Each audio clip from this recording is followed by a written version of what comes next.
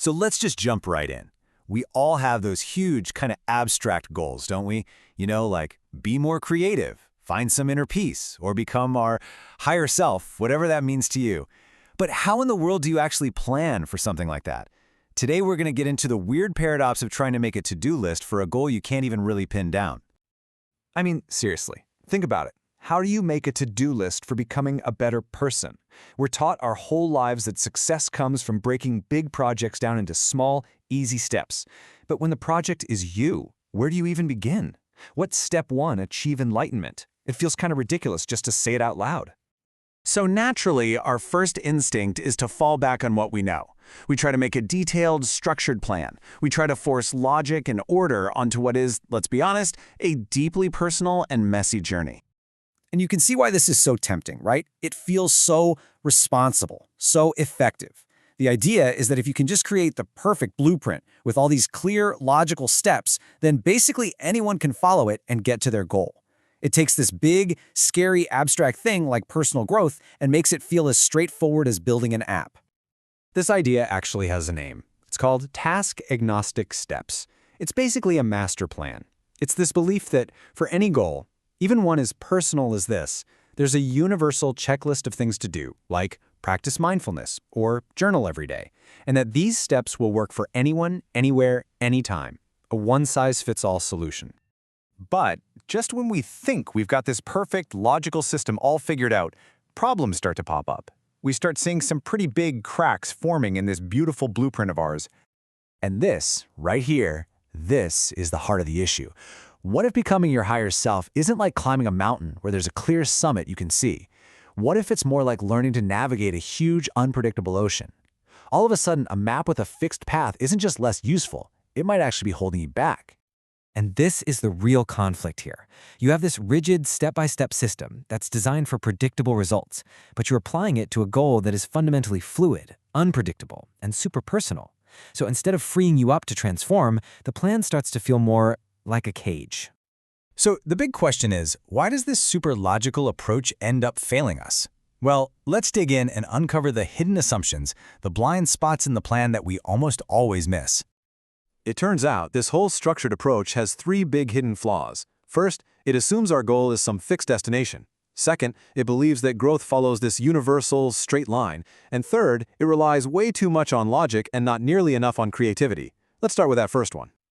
Now, this is a really important shift in how we think about this. A normal plan assumes that the higher self is a finish line you cross after you check off enough boxes. But what if it's not a destination at all?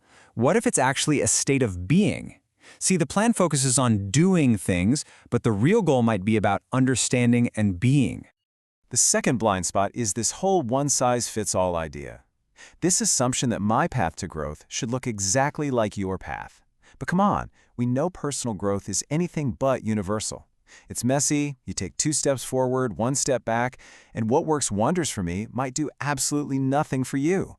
And the final flaw? The plan just puts way too much faith in logic. It thinks you can iterate your way to a better self, almost like you're debugging computer code.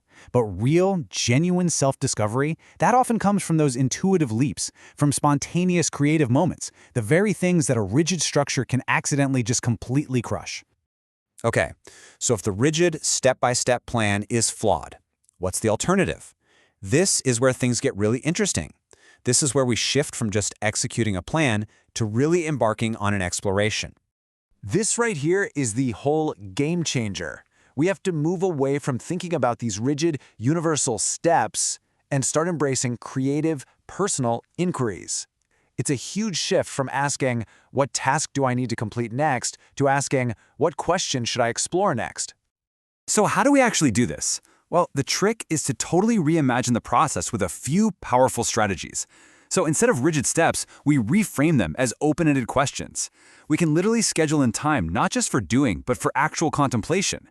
It's about encouraging divergent thinking, looking for wild, unconventional ideas, using metaphors to unlock new ways of seeing things, and even making the search for our own blind spots a central part of the whole plan. Oh man, this is a perfect example of that divergent thinking. A typical to-do list is all about adding new habits, right? About doing more. This question just flips that whole script. It makes you wonder if maybe growth comes from subtraction, not addition. That's a really powerful shift. And here's another fantastic question. Just framing the goal this way as unbecoming something, it instantly changes your whole perspective. You stop thinking about what you need to build, and you start thinking about what you need to dismantle. This kind of creative reframing is where the real breakthroughs happen. All right, so let's zoom out and see how all of this comes together into a totally new way of approaching our most important goals. So here's the bottom line. For the goals that really, truly matter, the goals that are about who we are becoming as people, a simple to-do list just isn't going to cut it. We need to create plans that are less like a rigid blueprint and more like a compass, something that guides our exploration without telling us exactly which path to take. And I want to leave you with this final thought to chew on. Take a look at your own goals, your own to-do lists. What's one item on there that you've been treating like just another task to check off, when it might actually be an invitation to explore something much, much deeper about yourself? That, right there, might be the most important project you ever take on.